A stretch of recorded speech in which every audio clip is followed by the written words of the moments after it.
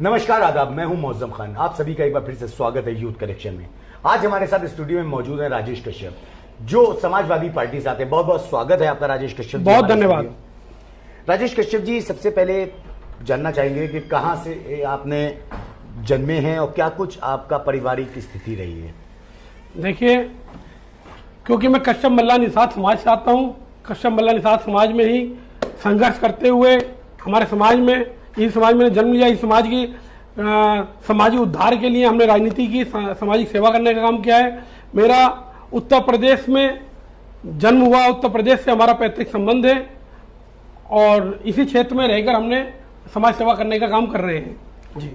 2004 से आप राजनीति में हैं जी। आपके समाज के ज्यादातर लोग भाजपा में हैं जी। क्या कभी मन में ऐसा ख्याल नहीं आया, क्योंकि 2014 से केंद्र में भाजपा सरकार है, 2017 से उत्तर प्रदेश में भाजपा सरकार है, क्या कभी मन में ऐसा ख्याल नहीं आया कि सत्ता में जाना चाहिए, या कभी उन लोगों से इस बारे में चर्चा हुई या उन्होंने आपसे कहा हो कि आप हमारे साथ आइए? नहीं, वैसे तो कश्यप मल्ला निषाद समाज, जहाँ तक आप बात करते हैं, इस समाज को कहीं ना कहीं राजनीतिक हिस्सेदारी देने का काम या तो बसपा ने किया है या समाजवादी पार्टी ने किया है। लेकिन पिछले कुछ समय से भारतीय जनता पार्टी ने एक आडंबर के नाते, आडंबर फैला के हर एससी ओबीसी दलित समाज के लोगों को अपने साथ जोड़ने का काम किया है। और पिछले कुछ समय से ही कश्यप मल्ला निषाद समाज भारतीय जनता पार्टी के साथ जुड़ा है। नहीं तो इससे पहले लगातार समाजवादी पार्टी के साथ ही सारा समाज था।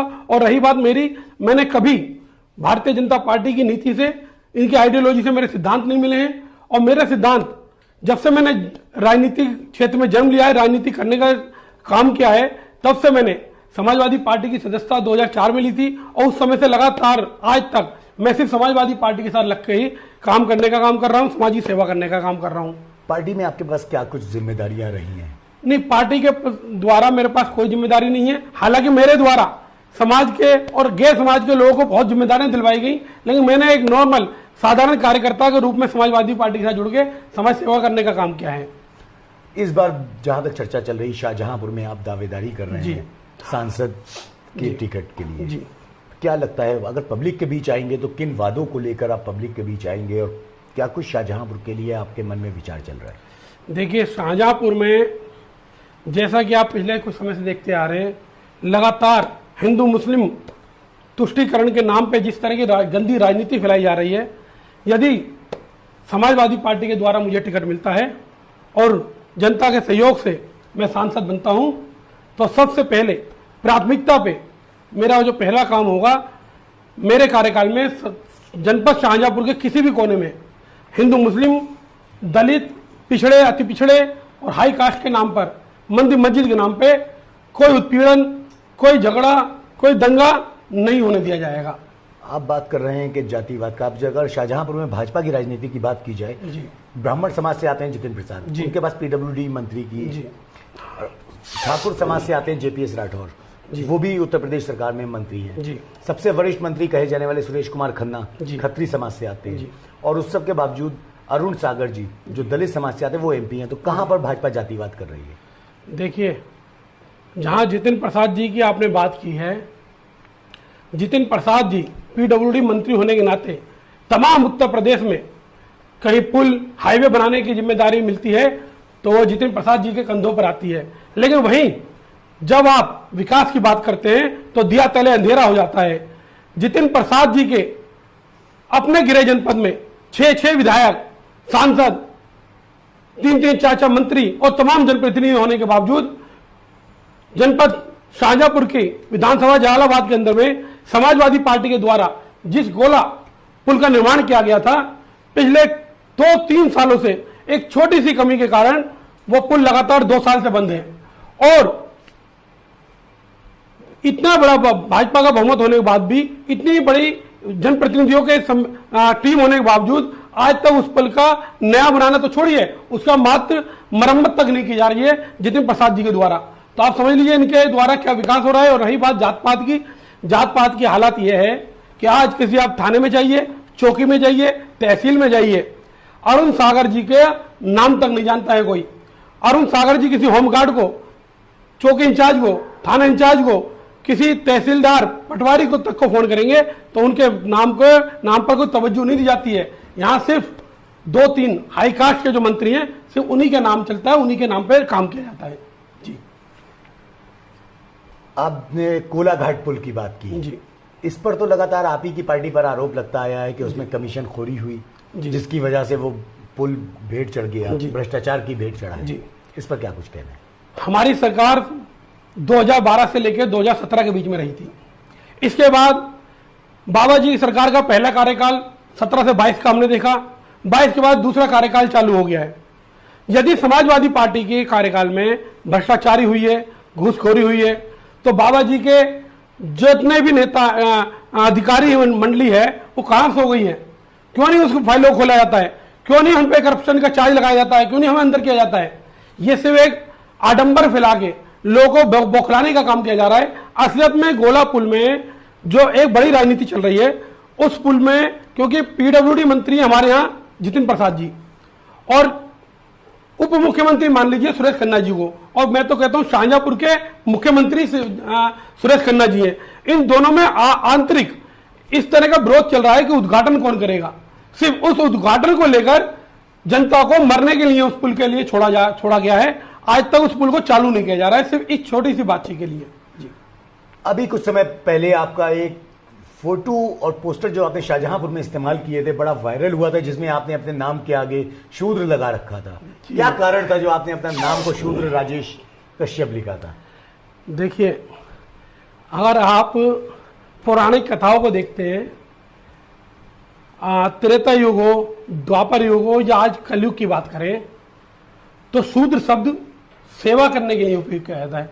शूद्र लोग जो होते हैं वो सेवा करने वाले लोगों को, सेवा करने वालों का पर्यायवाची शूद्र होता है। और क्योंकि मैं जनपद शाहजहांपुर में एक सांसद का टिकट का दावेदार हूं और सांसद बनकर जनता की सेवा करना चाहता हूं, तो मैं अपने नाम के आगे सेवादार भी लगा सकता हूं, सेवाकर्मी भी लगा सकता हूं, या मैं शूद्र भी लगा सकता हूं। इससे अलग मेरा उसमें कोई अभिप्राय नहीं था जी। जहां तक आपने बात की कि शूद्र का जो मीनिंग आपने बताया कि सेवादार लगा सकता हूं, सेवक लगा सकता हूं, तो कहीं ना कहीं क्या कोई मजबूरी आ गई थी आपके सामने जो आपको कुछ समय के बाद वो सेवादार वाला शब्द हटाना पड़ गया? नहीं, भविष्य में उसके बाद किसी पोस्टर पर नहीं लिखा गया, सीधा नाम लिख कर आता राजेश कश्यप? नहीं, ऐसा नहीं है। ये तो अपने अपने समय के हिसाब से शब्दों में हेर फेर भी किया जाता है। अब जनता ने समझ लिया कि भाई हम सेवा के करने के पर्पज से हमने शूद्र लगाया था, जनता के पास मैसेज पहुंच गया, हमने रोक दिया। ऐसे तो भारतीय जनता पार्टी ने एक ट्रेंड चलाया था, मैं भी चौकीदार। थोड़े टाइम तक चौकीदार चला था, प्रधानमंत्री, मुख्यमंत्री, मंत्री, विधायक, एक छोटे से कार्यकर्ता ने भी अपने नाम का आगे मैं भी चौकीदार लगाया था। अब उन्होंने चौकीदार क्यों हटा दिया? ये समय समय के हिसाब से ट्रेंड चलता है, बस वही था ये।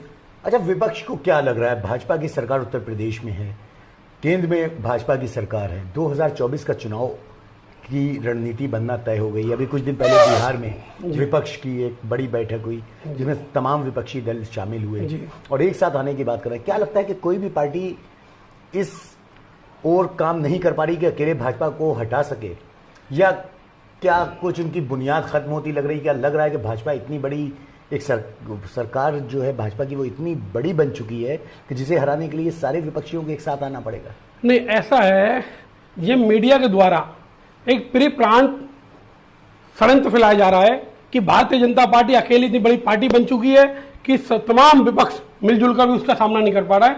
लेकिन ये गलत है। भारतीय जनता पार्टी के साथ किसी प्रदेश में आप चले जाइए, 2-2, 4-4, 5-5, 6-6 पार्टियों का गठजोड़ करके वो सरकार चला रही है।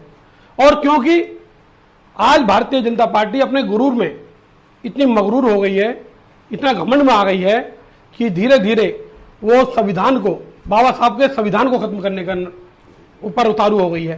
वो देश की जो आंतरिक सुरक्षा है, बाहरी सुरक्षा है, उस तक को दांव पे लगा रही है।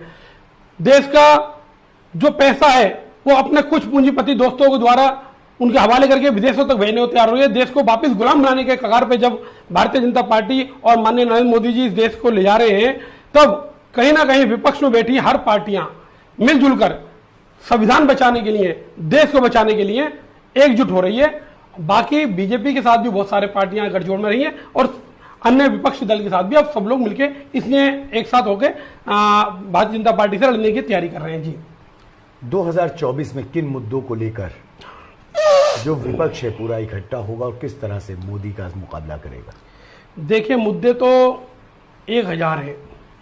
लेकिन बेसिकली आप अगर बात करें तो बीजेपी तो हर अपने मुद्दे पे फेल हुई है, चाहे वो स्मार्ट सिटी की बात करो, चाहे 15 लाख रुपए देने की बात करिए, 2 करोड़ नौकरी की बात करिए, आदर्श गांव की बात करिए।